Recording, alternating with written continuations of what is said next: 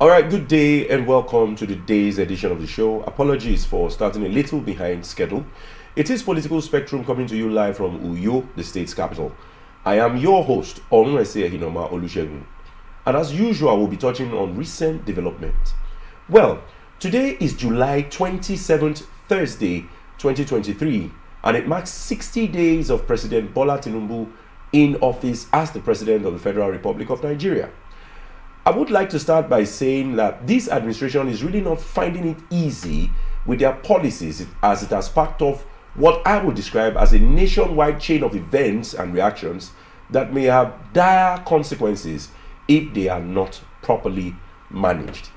Now we're going to be talking about the NLC, we're also going to be talking about the TUC, we will also be talking about the strike actions of the NARD. So I start from the NLC. The Nigerian Labour Congress, NLC, has given the federal government a 7-day ultimatum to reverse all perceived anti-poor policies, including the recent hike in the pump price of petrol, or face an indefinite nationwide strike from August the 2nd.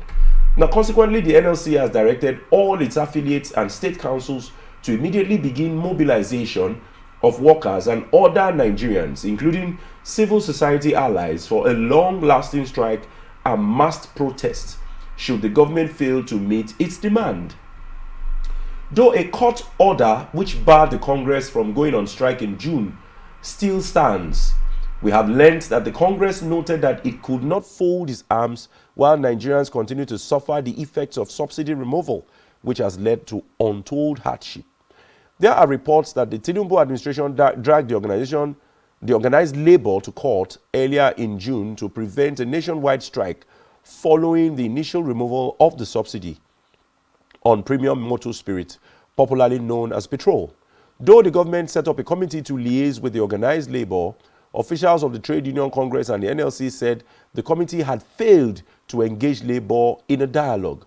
Speaking with the media, the national treasurer of the NLC, Hakeem Ambali, said, yes, we used a 7-day ultimatum to the federal government to conclude all the negotiations with labor or face industrial action by the Central Working Committee. We gathered that this was one of the decisions reached at the NLC Central Working Committee meeting held on Tuesday, 25th of July in the Labour House at Abuja. We hope to continue to follow these updates as it unfolds. Now, our second story is a story of the National Association of Resident Doctors. Doctors embark on nationwide indefinite strike in Nigeria. Now, the Nigerian Association of Resident Doctors, NARD, has commenced an indefinite strike. Dr. Emeka Orji, NARD president, stated that the strike began at 12 a.m. on Wednesday. In early July, NARD issued a 2-week ultimatum to the federal government for the implementation of all its demands. Orji said the association made the decision to carry out the industrial action at a meeting of its National Executive Council.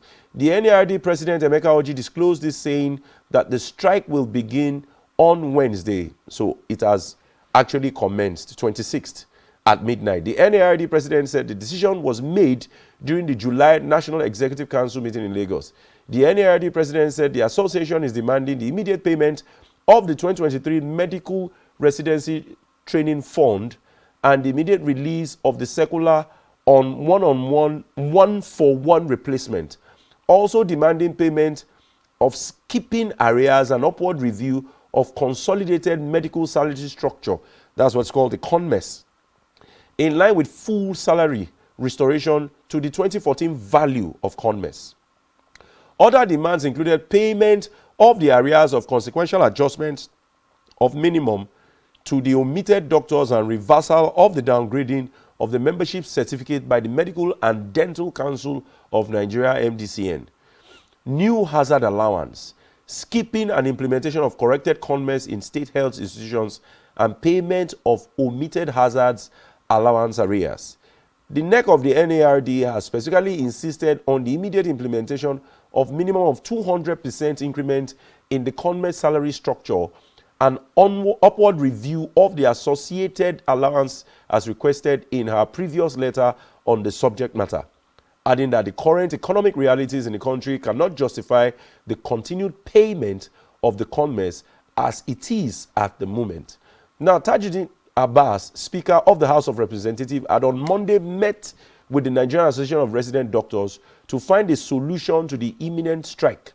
Speaking at the meeting, Abbas asked the doctors to take advantage of the talks and bear their minds on the issues at stake and suggest realistic solutions to them.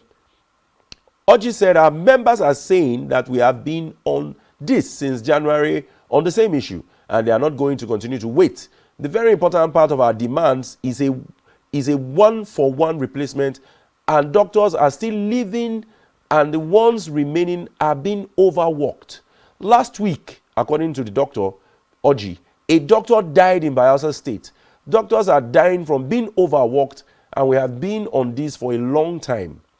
When we met on Friday, everybody was calling for a strike, and I just had to plead with them because the secretary to the government, George Akume, intervened. But up till today, we cannot reach them again. So at this point, no member wants to hear about any intervention by government again.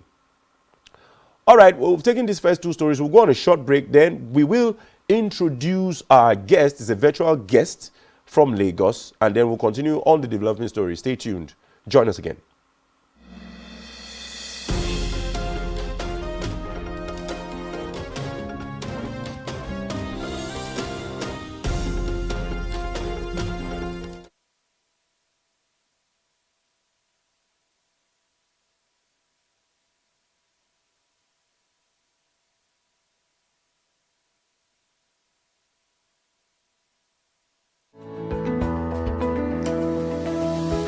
Business exists only to meet the needs of the people, but there's an extra advantage if your product and services are pitched on a platform that gives you the added advantage over your competitors. For your desired return on investment and so much more, advertise on Spectrum Television, on StarTime's DTH Channel 421 and on free-to-air with a frequency of 12733. Spectrum Television, broadening your horizon.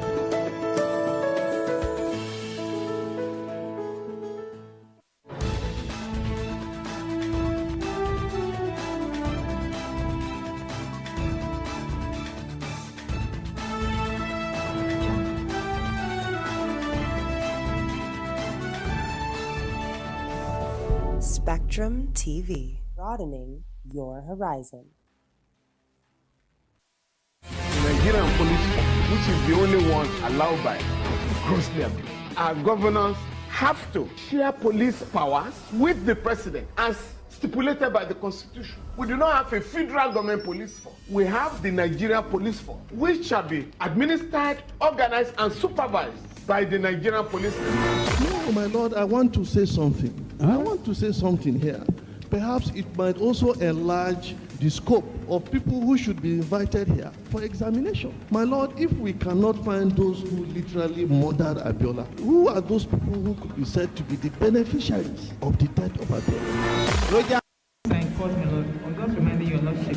My lord, sorry, my lord, I think I'll... Legally Speaking. Join us every Friday from 5 p.m. to 6 p.m. for Legally Speaking.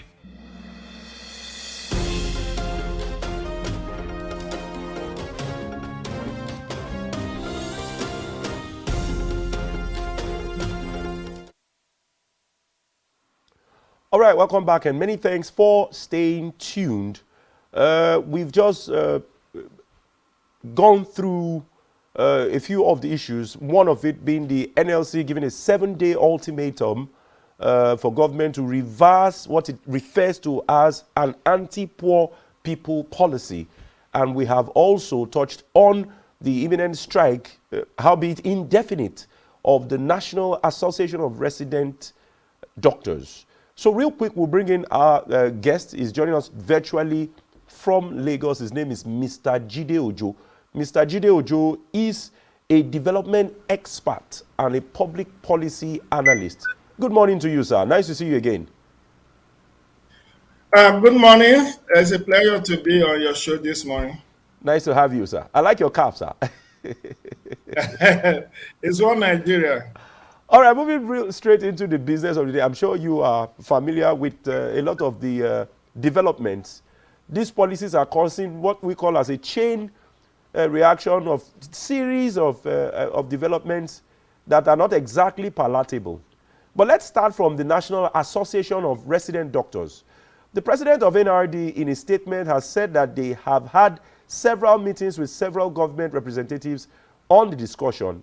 They even went on a warning strike in May, but up till now, no meaningful actions from government.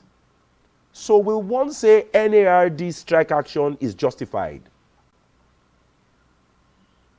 Well, it would be to say that it's not justified would be unkind to those who are at the receiving end. But to say that it's justified is also to be unkind to millions of Nigerians who will not be able to access healthcare at this critical period of our nation. Because what the NARD strike has done is to push the already sapped Nigerians to the Shylock private hospitals, faith clinics, Abba homes, and, to resort to prayers. Because the only place where you can have affordable and accessible healthcare delivery in Nigeria today is at the public hospitals. Malaria alone now, hospitals are charging about 20,000, that's private hospital, are charging about 20,000 to cure you of malaria. But if you go to government hospitals, you may get it, at about 5,000 naira or less. So I think this is one of the fallout of lack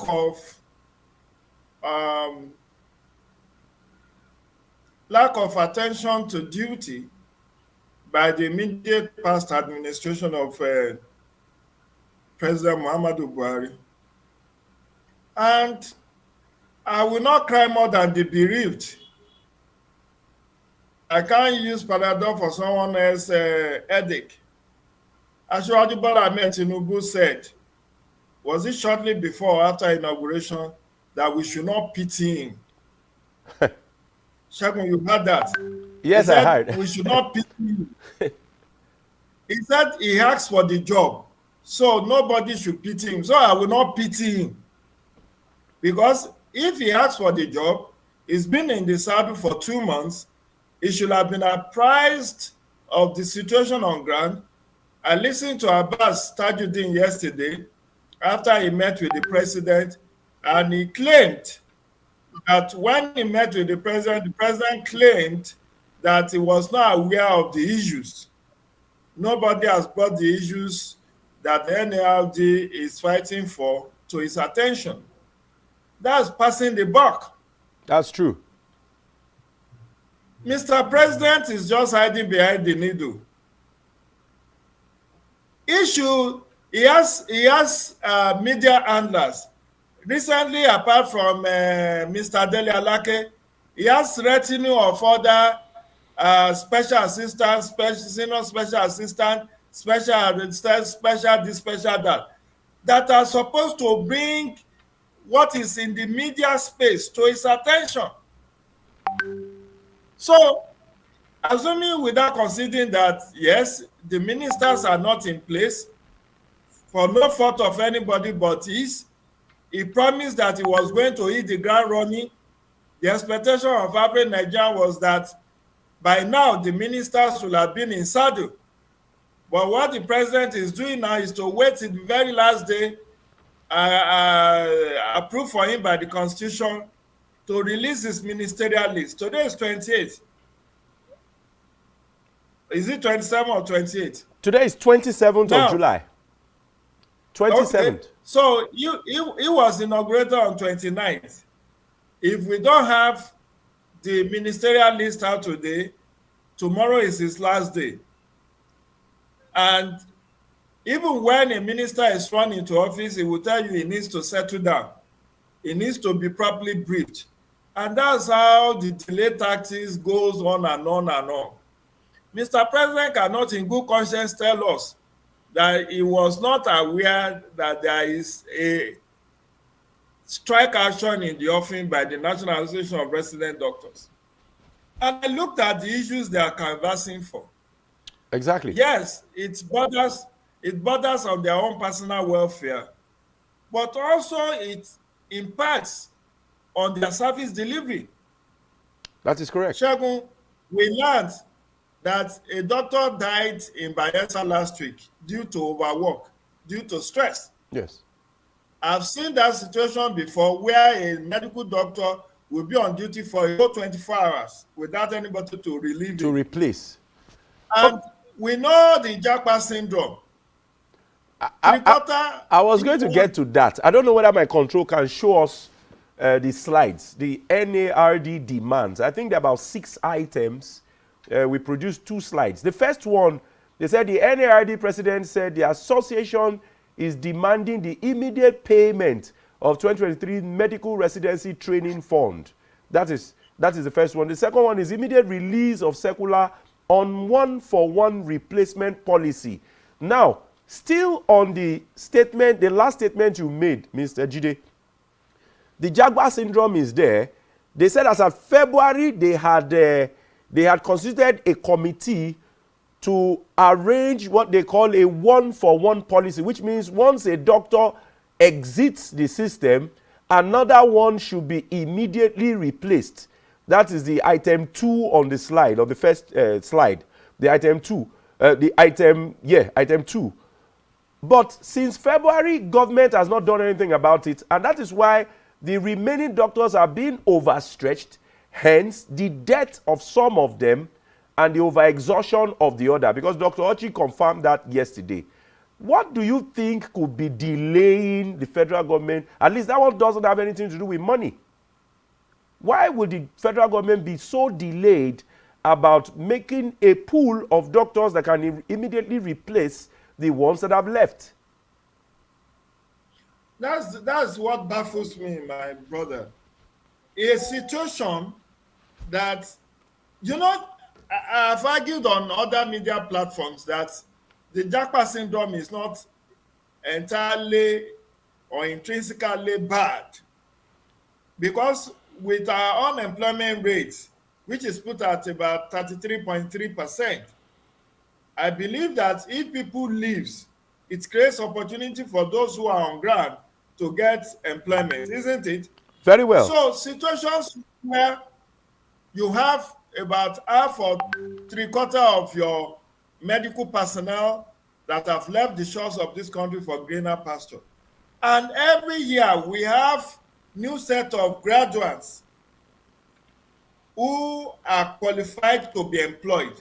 Why are you not then employing replacement for them? Why is it that for those who have left, there has not been replacement? I was shocked a couple of years ago. A friend of mine was pleading with me to use my influence to help his cousin to get a job as a medical doctor. I cried that after 7 years, someone will qualify as a medical doctor and will have no job. And we are talking of japa.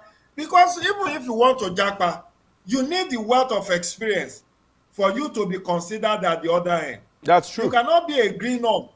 You cannot be a green-up to start de novo. You are going to start afresh to go to medical school in Europe and then spend years to get qualification. Even for those who have been in the system, who have worked for years, 10, 15, 20 years, when they go to US, they are still put through series of examination, qualification examination, for them to be qualified to practice medicine in US. In their own system, so, yes. What we are saying is that you have almost a glut of medical practitioners, health practitioners who are qualified, but who are condemned to honey peanuts at private hospitals in the neighborhoods when there are openings, wide openings at government hospitals federal medical centers, teaching hospitals, general hospitals, primary health centers. So are we trying to save money by not employing replacement for these people? That's why I said, on the part of the NLRD, it will be unkind of me to say that these people do not deserve to go on strike. But I'm saying, yes, they can go press. In fact, let me narrate an incident to you. Go on. In 2016, our fourth born, my sister, my younger sister, was on admission at University College Hospital Ibadan. UCH. For heart-related problem. And she was being attended to. In fact, when we took her to UCH, it was a medical emergency. She has to be brought in through ambulance. And in 2 weeks, she could stand up to go to toilet on her own. And we were asked to bring 3.5 million for the surgery. We were still looking for that money when these NLRD doctors went on strike. They call it warning strike that time. And that was how all the inpatients were forcefully discharged, including my younger sister. And within a week of that, she died. That's a very sad story. I do condolences. That's a very sad story. You can see how the system kills its own. You don't want these people. Recently, the National Assembly was even attempting a law to forbid doctors I was going to mention that, but I wanted you to land. Because ideally, we expect that the National Assembly should be formulating laws that will make the system more friendly for doctors and health workers to remain, not the one that will continue to constrict them. You know, I think I heard something about legislature trying to say that once you graduate, you must work for a certain number of years, you know, before... Yeah, 5 years. Yes, before you can go and practice elsewhere. No, that didn't actually fly. It was thrown out. Yes. It was thrown out, but yes. An attempt was made in that direction. So what I'm saying, why I reference my own immediate family's, loss as a result of this, that this is an age-long problem that we ought to have put behind us by now. If the system has been properly overhauled, I mean, there was a policy of 1% of annual budget for funding of health. I don't know what has become of that. If there's proper funding, I tell you, half of those who japa don't want to go. They are reluctant to go because they know that the system in the other, the grass is always greener on the other side anyway. They know that it's not all rosy, even at the other end. True. Because that they pay almost one quarter of their earnings as tax. And the rent and cost of living generally in Europe, in America, is very higher than Nigeria's. Yeah, it's far more expensive to stay abroad. Yes. It's far more expensive. You see, my brother, I went to Switzerland in 2005. I spent 17 days. I could not bat my hair. Why? When I did the exchange, I saw that I was spending as at that time about 5,000 naira. You saw the staggering figure in naira. I saw that I would be bathing my hair with about 5,000 naira when it was 200 naira or 100 naira. Yeah, about that. 500 naira. I just bought shaving stick and started helping yourself until I returned to Nigeria. That's to tell you, even the so-called fuel that we say is very expensive in Nigeria, do the exchange of how much is sold in Germany, in UK, and what is sold in Nigeria, you find out that it's still very cheap in Nigeria. But people will argue that the wages are not the same. So now we are talking of improvement in the working condition. True. 100% I agree with Nigerian Medical Association and National Association of Resident Doctors that they deserve better.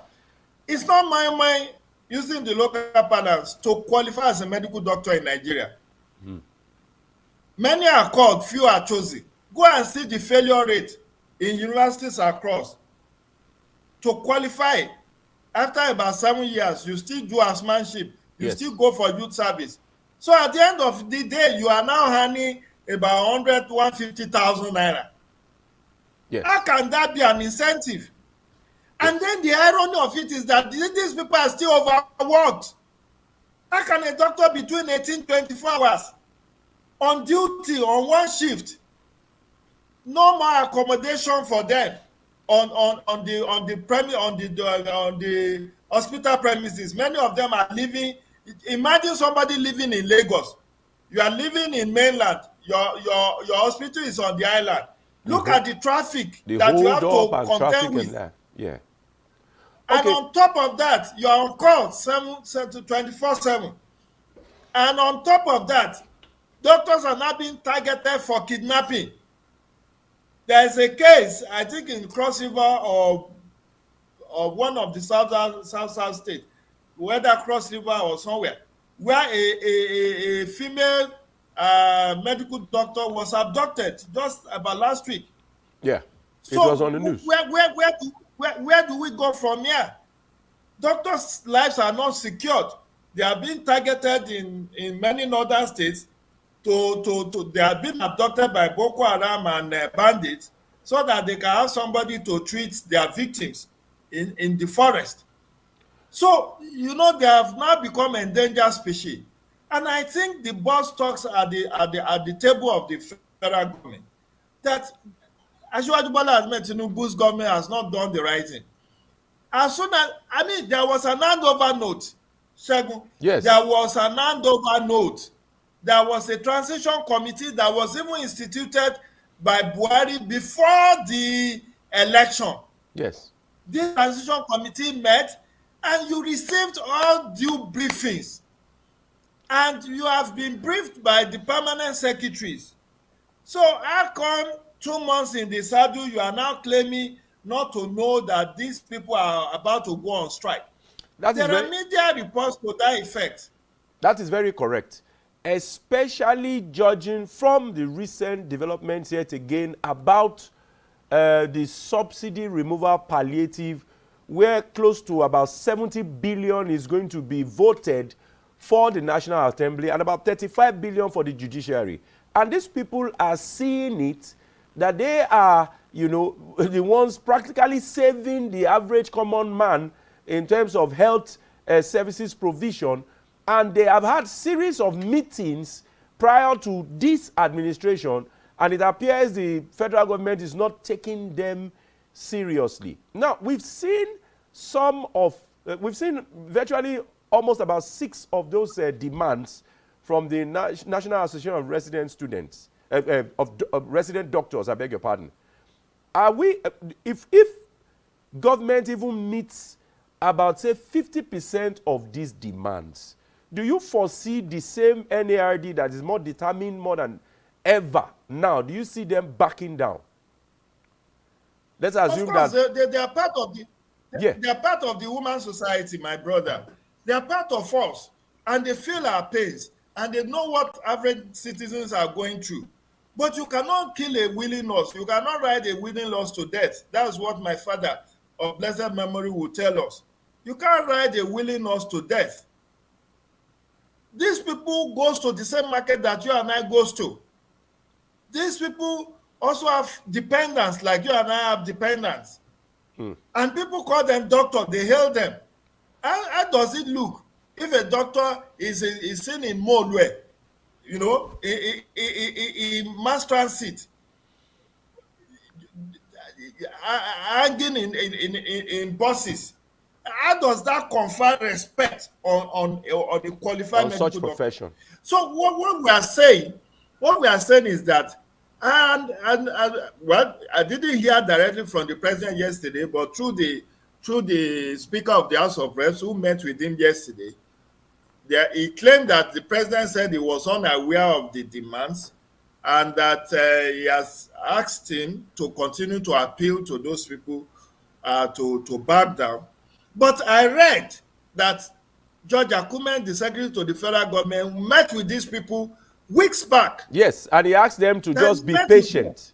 Yes. Yes. So did the secretary to the federal government not brief his principal to say, look, the principal should have said he has not been briefed. That word is not aware. A lot of people feel it's very inappropriate because the secretary to the federation of the government is a part and parcel of the presidency. Exactly. So how will you say that you have not been briefed? The president is now saying that the Abbas should continue to meet with them and then intimate the chief of staff. This is passing the buck as far as I'm concerned. Correct. These are issues that can be taken on board. After all, we have a lot of savings from the removal of fuel subsidy. Part of it can be channeled to this to rescue the health sector. My brother, that is the issue. That is the issue. They are telling us, was it yesterday that Dele Alake is saying we have saved about 1 trillion. If we have saved about 1 trillion, how much does it take to resolve the National Association of Resident Doctors issues? Does it take up to 100 billion? Why can't we save? You know, there is a saying that we should allow the poor to breathe. And let me reference this. It's very, very, very disheartening that the Senate yesterday was making a mockery of ordinary citizens when Gosu Akpabio was saying there is a motion for let the poor Nigerians to breathe. I don't know if you saw the video. He said there was a motion and then a seconder. I saw the video. It was serious mockery of the average common man. We should allow Nigerians to breathe. That is very insensitive. Very insensitive. That is very, very insensitive. I agree with you, sir. People are choking to death. People are dropping dead. People cannot eat. People cannot pay rent. They cannot pay school fees. And you are making light of that very sad situation. When they have taken care of themselves, they yammer 40 billion to buy themselves exotic cars. They are saying they want to spend 70 billion to furnish the National Assembly, which is not newly built. I argued in a write-up I wrote on the request of this day newspaper this Tuesday that assuming we are considering that National Assembly needs money to fund the refurbishment of that complex. Of the complex. Half of that 70 billion should be enough. It's even more than enough. Should be enough. It's even more than enough. Why 70 billion? Because they are, it's not like you are building. Exactly. You are not building the building. All over the again. The building has been there. You are not building all over again. It's just to furnish. And it's not all the furniture that will have gone so bad that you cannot find any use. It's not like there was a fire that got National Assembly or there was flooding. Anyway, Mr. Jide, we got reports on the issue of the National Assembly. We got reports that there were mass vandalizations immediately after the night assembly left. Between that period, that short vacuum, that there were mass vandalizations of the infrastructure within that building. We've not been able to confirm it, but we've heard it from more than one source. Whether it is National Assembly making it up or it is a fact, I'm wondering, as secure as that place, I'm wondering why there will be mass, vandalization of such facilities. And then secondly, it is a known fact that federal government contracts are always overinflated. So I agree with you that even half of the 70 billion is more than enough or even too much to replace the infrastructures within the building, Mr. Jide. Exactly my point. I live in Abuja, I work in Abuja. I'm speaking with you from Abuja. All this thing is just calling a dog a bad name in order to hang it. There is no mass vandalization anywhere. I've been to the National Assembly complex several times. The security checkpoint is about 3. Yes. So how will people just move in and be cutting away furniture without them being challenged? I mean, furnitures are not something you put in your pocket, and every vehicle that goes in and that comes out, their boots are checked and all of that. So they just wanted to have a very good alibi for earmarking that 70. And mark you, according to Sarah, which I quoted in my article, this is apart from over 200 billion, about 238 billion that the National Assembly earmarked for themselves in 2023 budget. So this 70 billion is outside of that. The 40 billion for buying vehicles is outside of that. So why are we living large at the expense of the suffering masses? That is why, according to Albert Camus, he said rebellion cannot exist without a feeling that somewhere in some ways you are justified.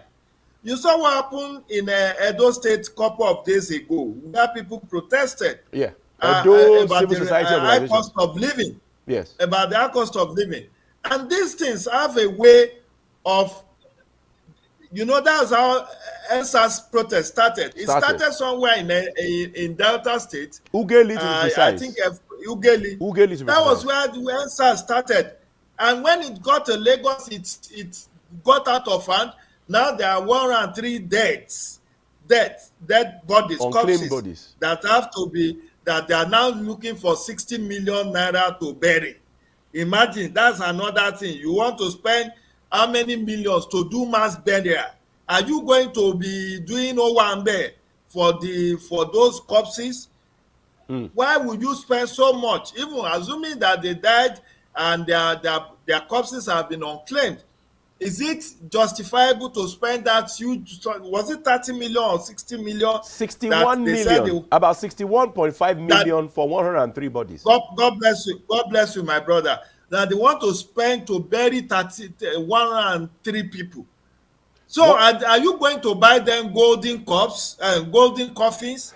Are you buying them golden coffins? 103 bodies that government are constantly denied that there was no such death at the Lekki Toll Plaza. And then government is coming back to blame families for not coming to claim. If you check the leaked letter, something like no objection. That was the way the letter was titled. So if the government has been constantly living in denial that such things never existed, the families didn't know that the bodies were there. And then they are turning around to say they placed publications and that families didn't come to reclaim. That you know why they don't want to admit that there were corpses? They don't want to pay compensation to the families of the bereaved, or the family of the deceased. They know that they were extrajudicially killed and that they will have been made to pay millions of naira in compensation to the families, individual families of those. So they had to find a clever way. In fact, if that memo were not to be leaked, this thing would have been done in hush and nobody would have been wiser. But you see, in Yoruba, we say, Olorun, it's God that catch them, that made that thing to leak. But just imagine how we spend public finance, 61.5 million to bury 103 unclaimed corpses. And if you have ever seen the size of mass burial, they just dig a ditch and dump these people in and cover them with sand. It's not like they are giving any befitting, it's unfortunate we talk of befitting burial. What is befitting about loss of a life? What is befitting? But in Nigeria, we say, the government wants to give somebody a befitting burial. What befitting burial? What does that entail? But coming back to this issue of National Association of Resident Doctors, I feel pained that successive administration has continued to take Nigerians for a ride. We never really bothered about welfare and well-being of average citizens. Because if we do care, I tell you, from the savings we have made thus far, from the removal of fuel subsidy, a fraction of that put in all these comments, increments, and all of these welfare schemes that this National Association of Resident Doctors are requesting for.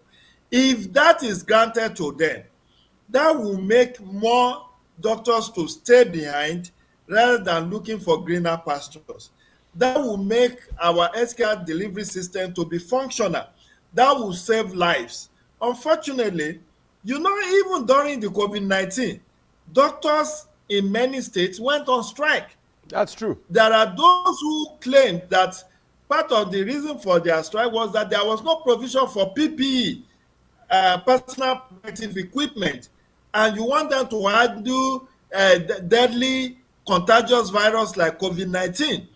There are those who claim that even the COVID-19 hazard have not been paid to them almost 2-3 years after the God help us to see the end of that plague.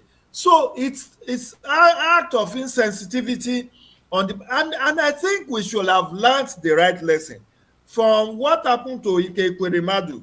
I'm sorry to bring his misfortune into this discussion because people said if Ekweremadu, when he was the deputy president of the Senate, had fought tooth and nail to ensure that the health sector is improved, yes, is significantly improved and are world class, he will not have to take his daughter to UK for kidney transplant. This is a kidney transplant that could be done in Nigeria. And I tell you, if it were to be Nigeria, nobody will be wiser. That boy that God saved will have just been taken as a consumable. They would just have cannibalized him and nothing will have happened. As a collateral. So, but I feel that we should have learned the right lesson from what has happened to Ekweremadu and ensure that we develop our health sector. Look at the ratio is over 15 years that the government of Obasanjo launched with fanfare National Health Insurance Scheme. I tell you today, only about 5% of the population are enrollees under the National Health Insurance Scheme. Awareness, why is that? Awareness is another issue when we even come to the National Health Insurance Scheme. Mr. DJ, let's go on a break. It's been a very engaging discussion. Let's go on a break. And then thereafter, we will come back and talk about the NLC's statements and what the threats are. We'll also look at the Trade Union Congress. If you're just tuned in, it's Political Spectrum. We'll go on a short break. We'll be right back. Join us again.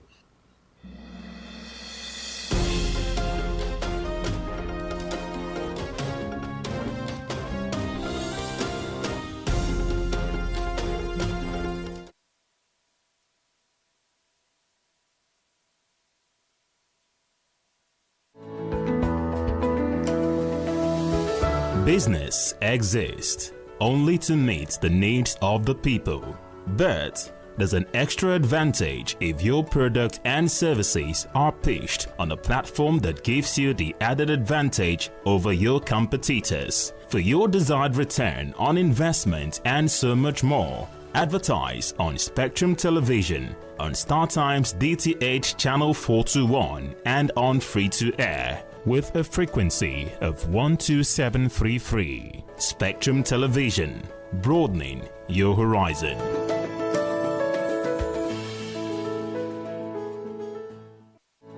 The Nigerian police force, which is the only one allowed by grossly abuse. Our governors have to share police powers with the president as stipulated by the Constitution. We do not have a federal government police force. We have the Nigerian police force, which shall be administered, organized, and supervised by the Nigerian police force. No, my Lord, I want to say something. I want to say something here.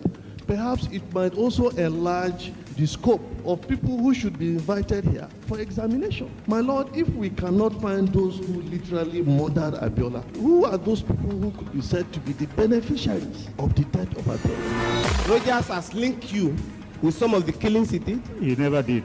He linked you with the attempted murder of Hebrew. He did not. My Lord, the Matters Council is leading the evidence in our matters. Is this an adversary proceeding? It's not, my Lord, but you can't be talking about cases which are in court, Is my this Lord. an adversary proceeding? It's not, my Lord. These cases are in court, my Lord. I'm just reminding your Lordship. My Lord, sorry, my Lord, I think I'll be in cross-examination. Legally Speaking, a program that deals with legal issues and questions we face as citizens of this amazing country, Nigeria. Legally Speaking. Join us every Friday from 5 p.m. to 6 p.m. for Legally Speaking.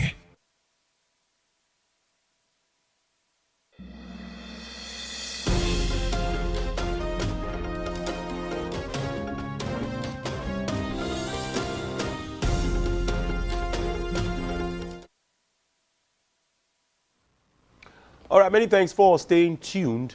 If you're just tuned in, it's Political Spectrum. We still have Mr. Jide Ojo with us, sharing his wealth of information and experience on the issues at the fore. We just dealt extensively with the resident doctors and the implications for the society.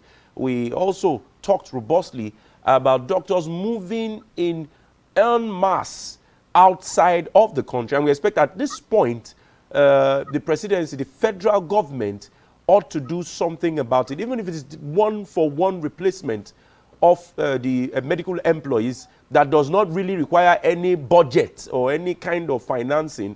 I think government should be sensitive enough to at least meet that demand. All right, I haven't talked about that. We also shared the report on the NLC's position, that has given the federal government a 7-day ultimatum to reverse all perceived anti-poor policies, including the recent hike in pump price of petrol, or face an indefinite nationwide strike. Now, as at the meeting yesterday, the federal government had appealed to the Nigerian Labour Congress to shelve its plan and strike scheduled to start by next week, Wednesday. But we will be taking the report of the Trade Union Congress now. The report of the Trade Union Congress. The Trade Union Congress is also planning to shut down. The Trade Union Congress is also planning to shut down Buhari's administration. Media reports that the president of the Trade Union Congress, Comrade Festus Osifo, has warned that the workers will commence protest against the federal government should both parties fail to reach an agreement on the 19th of August 2023. Comrade Festus Osifo has warned that workers will commence protest against the federal government should both parties fail to reach that same agreement on the 19th of August. Osifo said the government has 2 weeks to reach an agreement to prevent the workers from looking to the streets over the hardship in the country. He hinted that negotiations over their demands, which includes premium motor spirits such as CNG, providing palliatives and reduction in the cost of governance, has been slow.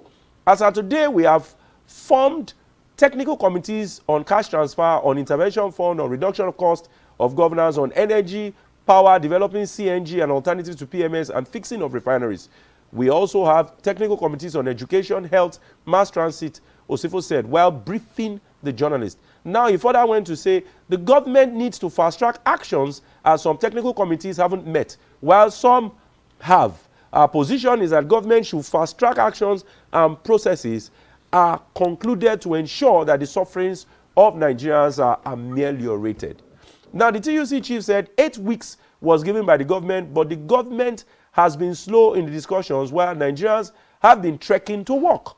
Government gave a timeline of 8 weeks beginning from June 19th. And if you do your calculations, 8 weeks is going to be end of around August the 19th. So far we have stayed more than 1 month, and we felt that we are not going at the speed we anticipated. And we want the government to fast-track actions to ensure that between now and next 2 weeks, all the committees must have submitted their report so that the Presidential Steering Committee can conclude its work immediately, because we cannot continue to blow big grammar while Nigerians are suffering and people are trekking long distances. Mr. Jide, let's start from the clear and unambiguous statements as made by the NLC president yesterday, Joe Ajero. He said he wanted government to reverse all the anti-poor people policies. Do you think that at this point now, NLC is actually moving up to its bidding? Because when the whole thing started, when the first price was adjusted to an average of 520, there was a meeting and there didn't seem to be any pressure from NLC. Do you think that the momentum is increasing now, Mr. Jide? Definitely the momentum is increasing. And let me say I will preempt the president or the federal government that they will approach the National Industrial Court again to get maybe another in part of labor unions to pressure federal government to act expeditiously so that we can start feeling the impact of the palliatives. In fact, in my article yesterday, was it yesterday or the one in this day? When I checked up palliatives, it has a medical connotation. Okay, I think I saw that report. Yes, I think I saw it. It's a medical connotation. But whatever, whether it's palliative or relief materials or whatever, you know, in Yoruba we say, you want to save lives. If you want to save lives, you don't wait 2 months, 3 months to want to save lives. People are dying in installments. People are dying slowly. Many people are developing cardiac 1 or 001. The formula that so they said we are using to eat several decades ago.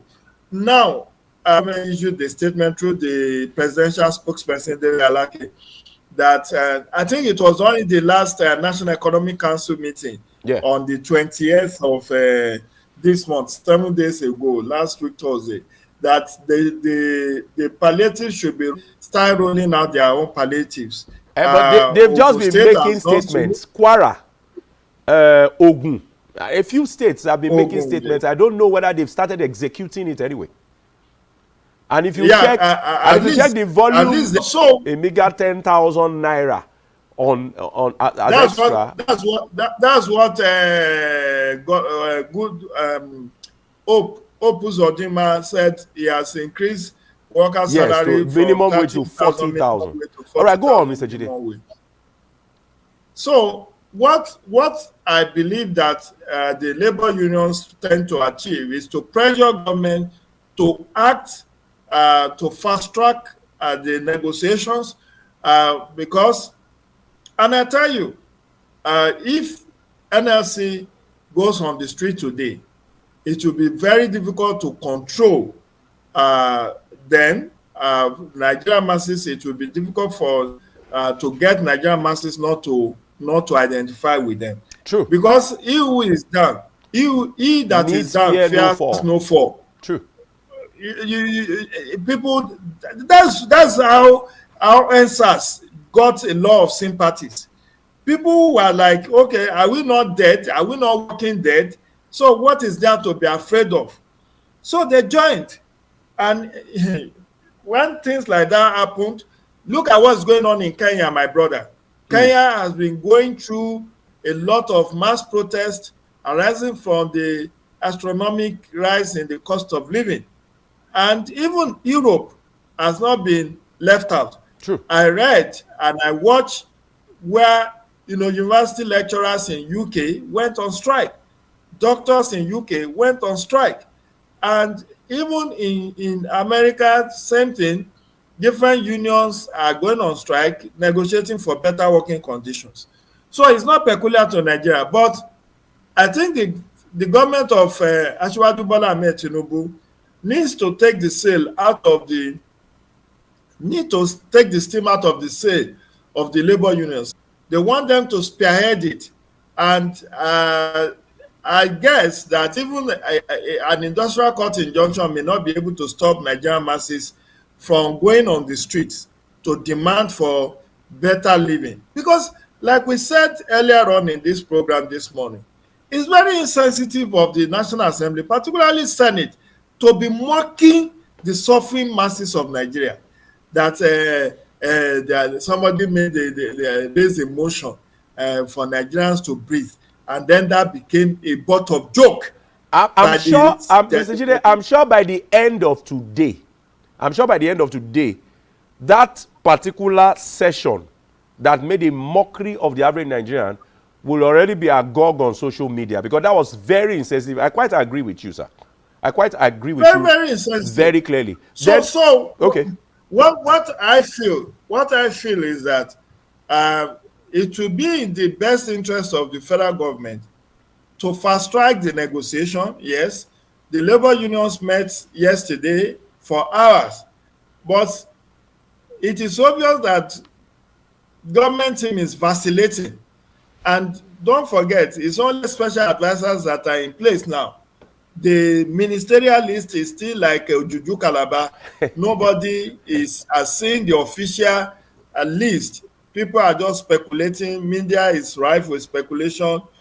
Particularly Vanguard newspaper made it an headline today. Yes, we've seen some names. When the list, we've seen some names. Until when the list is officially out, yes, we will not need. And let me say this by way of expressing my dissatisfaction. If Asiwaju press ahead to announce or shortlist 43-member cabinet, it will be very disheartening. It shows that it's same of same. Because I do not see the reason for it. That is the fear of a lot of people.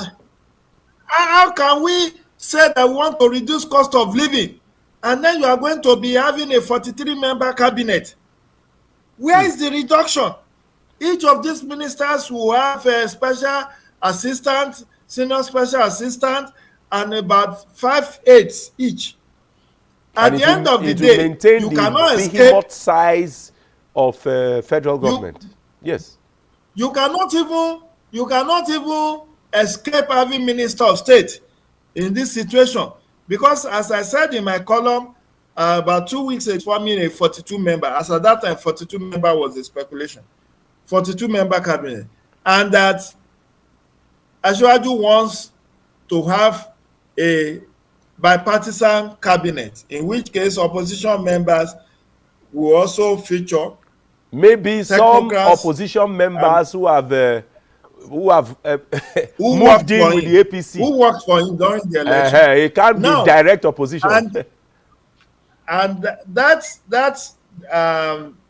Guardian report also said that Asiwaju wants to do away with Minister of State. It's a contradiction. How do you intend to have 42 ministries if you don't want to have Minister of State? The entire ministry is just about 20. So if you end up announcing 43-member cabinet, there is no way you will not have Minister of State, because the splitting of ministries like that of humanitarian affairs, disaster management and social development, there will be splitting of Minister of Finance, economic planning and budget. There will be split from media speculation of maybe Ministry of Sports and Culture. Maybe we will have culture and tourism. Yes. Then youth and sport. There may be Ministry of Youth, as we will have Ministry of Women Affairs, and then we will have Ministry of Sport. Anyway, whichever way, I do not support having 43-member cabinet. It's unwieldy. It's unwieldy. And that is the more reason you will now see a lot of buck passing. Even when these ministers come on board, they will start telling you, we just came on board. We have not been briefed about the committees. And please, we need 2 more months for us to tidy. And then, of course, the patience of Nigerians is already taxed. Exactly. Look at the insensitivity. Look at the insensitivity of Tinubu's administration. You said when you wrote to the National Assembly on 13th of July, you asked the National Assembly to approve the $800 million and said that you want to give 12 million household, not individual, household. 8,000 naira for 6 months. 8 and 6 comes to 48,000.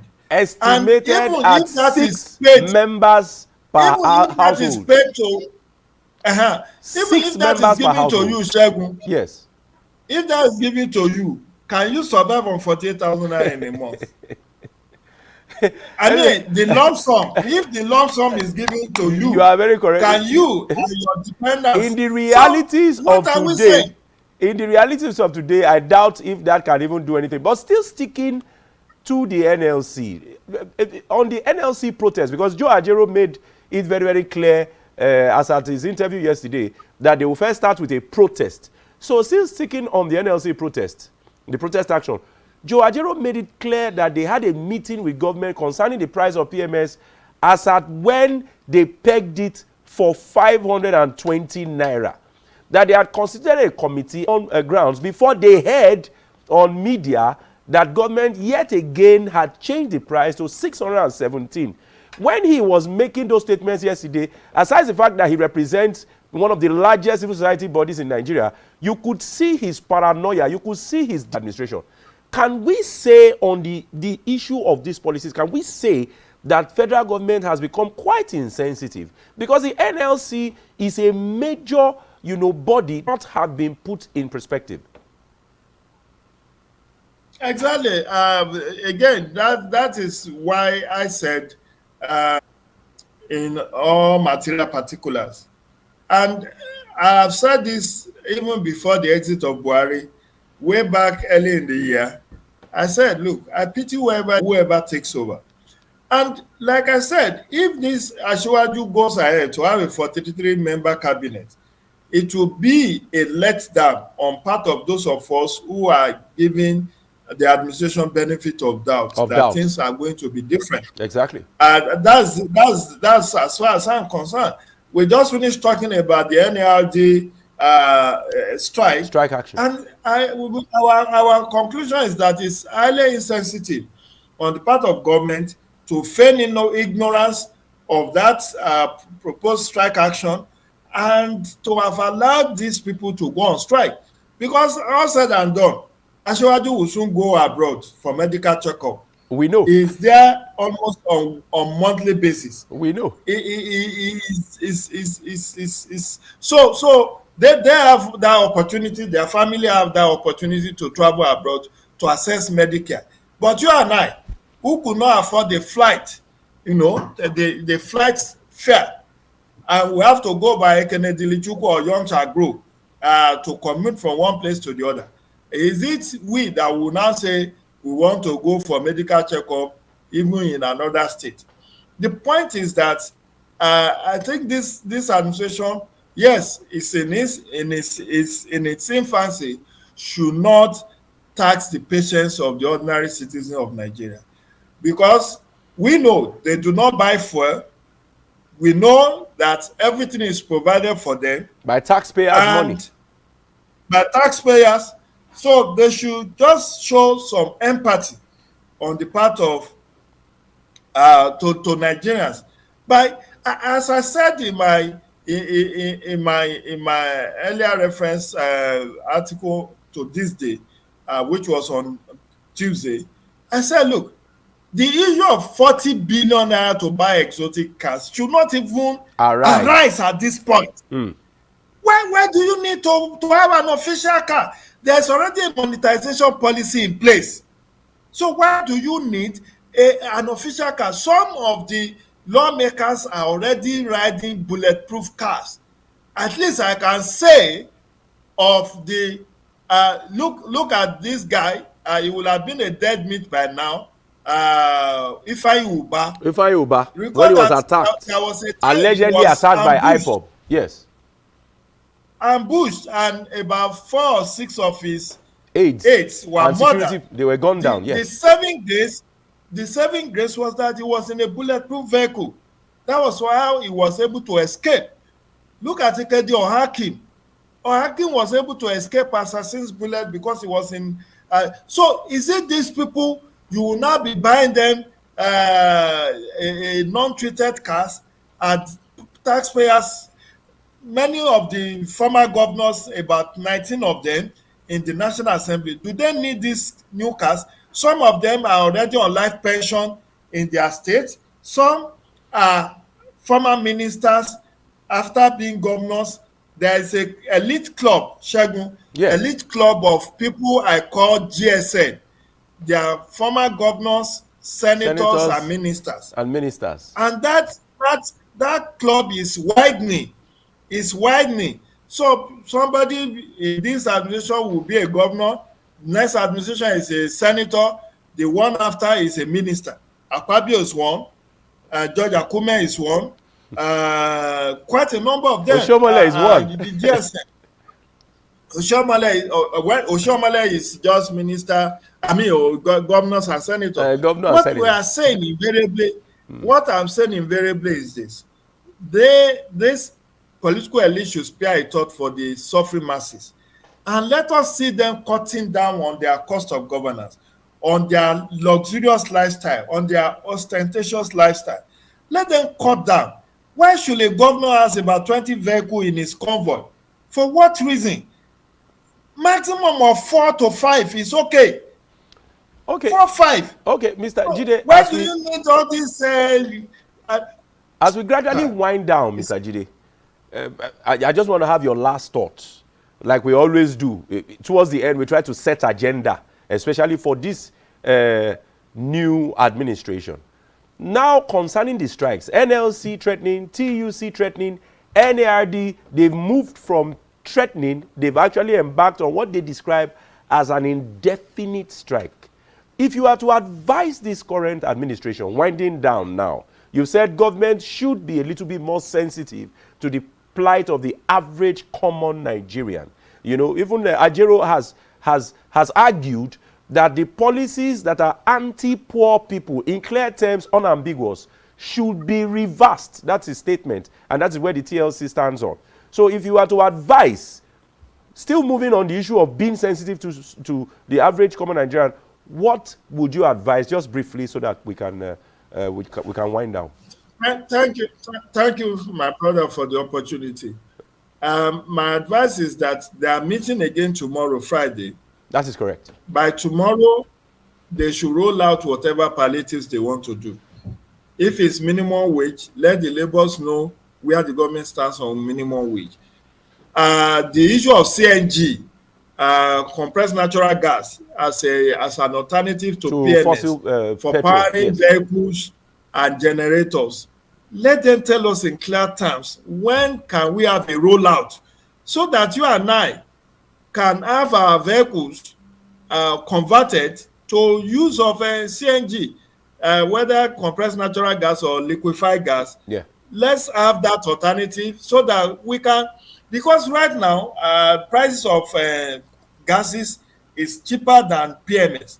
And true. From what I've been told, I watch a series. I watched Good Morning Nigeria on NTA yesterday and 2 days ago. They feature, how these things work. In fact, the president of National Association of Road Transport Workers said that about 5,000 of his members are already using CNG to power their vehicles in Abuja alone.